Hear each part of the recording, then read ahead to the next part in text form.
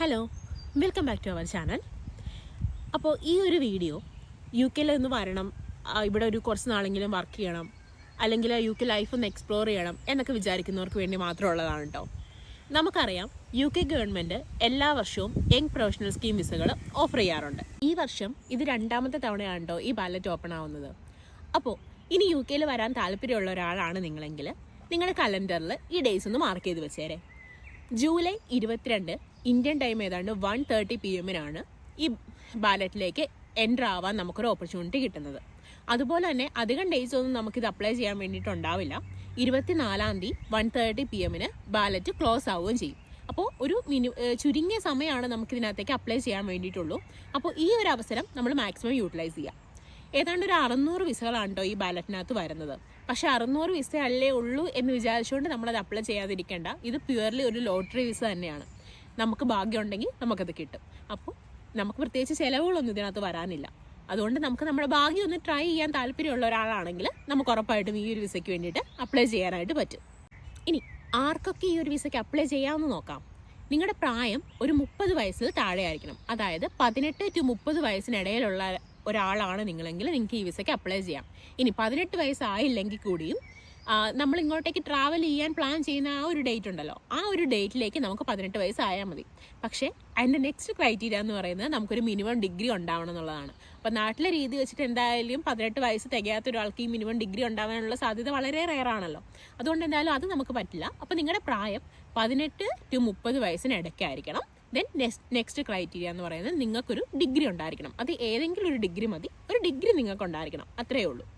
പിന്നെ അതുപോലെ തന്നെ നെക്സ്റ്റ് ക്രൈറ്റീരിയ പറയുന്നത് നിങ്ങൾക്ക് നിങ്ങളൊരു ഇന്ത്യൻ സിറ്റിസൺ ആയിരിക്കണം. അത് ഓബിയസ്ലി ആണല്ലോ, നമ്മളൊരു ഇന്ത്യൻ സിറ്റിസൺ ആയിരിക്കണം. ദെൻ പിന്നെ പറയുന്ന ഒരു കാര്യം, നിങ്ങൾക്ക് നിങ്ങളെ ഡിപ്പെൻഡ് ചെയ്യുന്ന ചൈൽഡ് 18 വയസ്സ് താഴെയുള്ളൊരു ചൈൽഡ് ഉണ്ടാവാൻ പാടില്ല. പ്യുവർലി പറഞ്ഞു കഴിഞ്ഞാൽ ഈ ഒരു വിസയിൽ നമുക്ക് ഡിപ്പെൻഡൻറ്റിനെ അലോ ചെയ്യുന്നില്ല. ഡിപ്പെൻഡൻറ്റിനെ നമുക്ക് കൂടെ കൊണ്ടുവരാനായിട്ട് പറ്റത്തില്ല. ഇതൊക്കെയാണ് ഇതിൻ്റെ മെയിനായിട്ട് വരുന്ന ക്രൈറ്റീരിയാസ് പറയുന്നത്. പിന്നെ നെക്സ്റ്റ് അനദർ ഒരു കാര്യം പറയുന്നത്, നിങ്ങളുടെ കയ്യിൽ ഏതാണ്ട് ഒരു 2530 പൗണ്ട് സേവിങ്സ് ഉണ്ടായിരിക്കണം. നിങ്ങൾക്കൊരു സപ്പോർട്ടിങ് എമൗണ്ട് ആയിട്ട് കാണിക്കാൻ പറ്റണം. അത് നാട്ടിലെ ഏതാണ്ട് ഒരു 2,70,000 രൂപയോളം വരും. പക്ഷേ ഇങ്ങനെ ഒരു എമൗണ്ട് ആവശ്യമുണ്ടെങ്കിലും ഇത് അപ്ലൈ ചെയ്യാൻ വേണ്ടിയിട്ട് നമുക്ക് അക്കൗണ്ടിൽ ഈ എമൗണ്ട് വേണമെന്നൊന്നും ഇല്ല കേട്ടോ. ഇനി എന്തൊക്കെ ഡോക്യുമെൻറ്റ്സുകളാണ് അപ്ലൈ ചെയ്യാൻ വേണ്ടതെന്ന് നോക്കിയാലോ. ഫസ്റ്റ് നിങ്ങളുടെ പേര്, ദെൻ ഡേറ്റ് ഓഫ് ബർത്ത്, നിങ്ങൾക്കൊരു ഇന്ത്യൻ പാസ്പോർട്ട് ഉണ്ടായിരിക്കണം. പാസ്പോർട്ടിൻ്റെ ഡീറ്റെയിൽസ് നമുക്ക് ആവശ്യമായിട്ട് വരും. പിന്നെ ഒരു സ്കാൻഡ് കോപ്പി, പാസ്പോർട്ടിൻ്റെ സ്കാൻഡ് കോപ്പി വേണം. നിങ്ങളുടെ ഫോൺ നമ്പർ, ഇമെയിൽ അഡ്രസ്സ്, ഇത്രയും കാര്യങ്ങളാണ് ഈ ഒരു വിസ അപ്ലൈ ചെയ്യാൻ വേണ്ടി നമുക്ക് ആവശ്യമുള്ള ഡോക്യുമെൻറ്റ്സുകൾ. ഇത് അപ്ലൈ ചെയ്യാനുള്ള ലിങ്ക് ഞാൻ നമ്മുടെ ഡിസ്ക്രിപ്ഷനിൽ കൊടുത്തേക്കാം കേട്ടോ.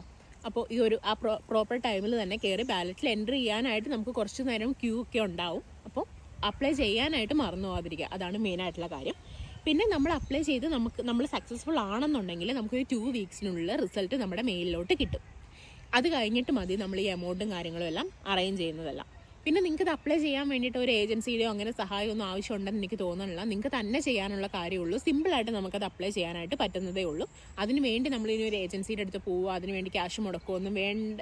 മീൻസ് അത് നിങ്ങളുടെ ചോയ്സാണ്. പക്ഷേ എൻ്റെ പേഴ്സണൽ ഒപ്പീനിയൻ അതിൻ്റെ ഒന്നും ആവശ്യം ഉണ്ടാവില്ല. നിങ്ങൾക്ക് തന്നെ അപ്ലൈ ചെയ്യാൻ പറ്റും എന്നുള്ളതാണ്.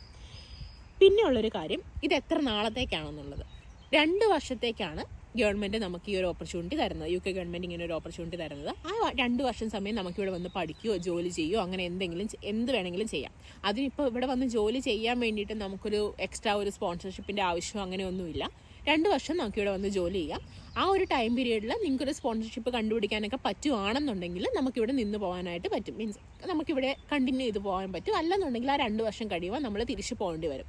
പക്ഷേ എൻ്റെ ഒരു പേഴ്സണൽ ഒപ്പീനിയൻ, ഇപ്പോഴത്തെ ഒരു കണ്ടീഷനൊക്കെ വെച്ചിട്ട് നമ്മൾ ആ ഒരു 2 വർഷം കഴിഞ്ഞ് ഇവിടെ നിന്ന് നമുക്കിവിടെ സെറ്റിൽ ആവാം എന്നൊരു മെൻറ്റാലിറ്റി കൊണ്ട് വരുന്നതിനേക്കാളും നല്ലത് ആ 2 വർഷം ഇവിടെ നന്നായിട്ട് യൂട്ടിലൈസ് ചെയ്ത് നമുക്ക് അത്യാവശ്യം ഒരു എമൗണ്ടൊക്കെ ആക്കി നാട്ടിൽ പോയി എന്തെങ്കിലുമൊക്കെ സ്റ്റാർട്ടപ്പ് ഒക്കെ ചെയ്യാം. ആ ഒരു മൈൻഡ് സെറ്റൊക്കെ ഉള്ളവർക്ക് ഈ ഒരു വിസ കൂടുതൽ ഹെൽപ്ഫുൾ ആവുമെന്ന് എനിക്ക് തോന്നുന്നു.